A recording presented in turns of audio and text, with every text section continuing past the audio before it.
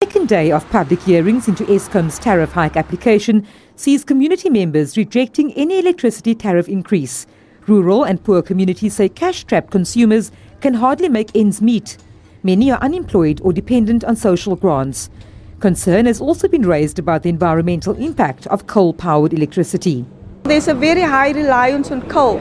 97% of our electricity comes from coal mines, which means there's a problem. In the light of climate change and the fact that climate change is upon us, climate change is affecting our very existence. So how can we still rely on toxic energy sources whilst we have God-given sun and wind to utilize for our energy? We as the community will not supply them with money that they administrative. There are huge amounts that went missing. So why must we as the consumer start paying for their sins? We're not going to allow that. NERSA says Eskom owes the public an update into its internal fraud and corruption investigations.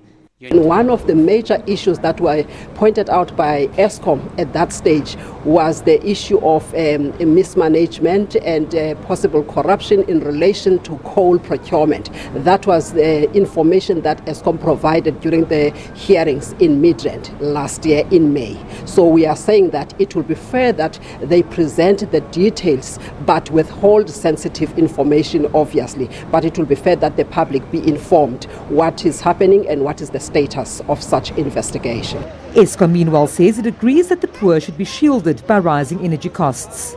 We do say that the average price of electricity needs to be separated from protection of vulnerable sectors, and the poor is one of the key vulnerable sectors. So we completely support that there needs to be protection of the poor, but there might need to be changes, and that's where NERSA and the Department of Energy needs to provide guidance, and Eskom will be the implementer. NERSA has requested an economic impact analysis from Eskom to determine the impact of a tariff increase on consumers, business and the economy. Public hearings will take place in Port Elizabeth and Durban this week. Vanessa Puna, SABC News, Cape Town.